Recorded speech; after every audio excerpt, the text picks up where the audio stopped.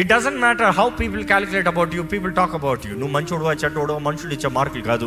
దేవుడు మీ గురించి ఏం చెప్తున్నాడో చూడండి. ఈరోజు దేవుడు మిమ్మల్ని చూసి యు ఆర్ రైచియస్ అని చెప్పగలుగుతాడా? ఎవరితో స్నేహం చేస్తున్నారు, ఎలాంటి స్నేహం కలిగి ఉన్నారు, ఎలాంటి వారు మీ చుట్టూ ఉన్నారు, లోకరీతిగా బాగున్నారా కాదు, దేవుళ్ళు ఎలాగున్నారు. మనము ఏదైనా కొంచెం దేవుడు జవాబు అవ్వకపోతే, కొంచెం ఆలస్యం అవుతాయి, కొంచెం అనుకుంది జరగకపోతే వెంటనే ఇంకెంతకాలం నేను ప్రార్థన చేయాలి, ఇంకెంతకాలం దేవుని వెంబడించాలి, చేస్తుంటే నేను ఎందుకు దేవుని వదులుతాను అంటారు కొంతమంది. ఏంటంటే నువ్వేం చేయవు, God should do everything for you.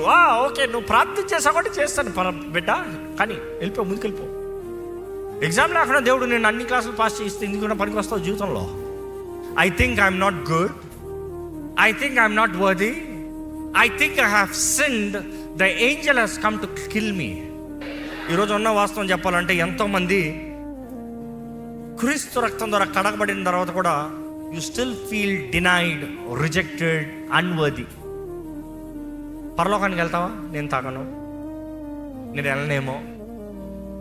దేవుని ప్రేమిస్తున్నాం ఏమో, దేవుడిని ప్రేమిస్తున్నాం ఏమో. They still live in fear. ఇంకా సెల్ఫ్ ఎలా అంటే భీతి, నేను తాగను, నేను తలంగను.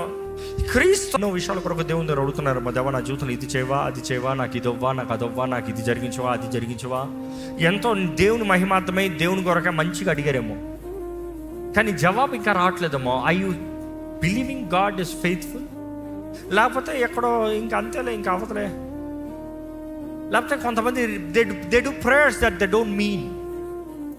దేవా నన్ను వాడుకో, అస్సలే దేవుడుగా నువ్వు వచ్చిర్రా, నేను వాడబడరా అంటే వస్తావా?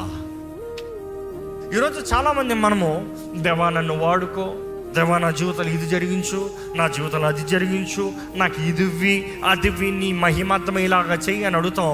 కానీ మనం అనుకుంటాం మన టైంలో జరగాలి, మనం అనుకునేటప్పుడు జరగాలి, మనం అనుకునే టైంలో అన్నీ బాగున్నదప్పుడు అడగాలి, జరిగించాలి. ఎప్పుడు వాడుకుంటాడు ఆయన ఇష్టం. కానీ ఆయన పిలుపు వచ్చేటప్పుడు నువ్వు నమ్మకంగా ఉంటామే నీ ప్రాముఖ్యత.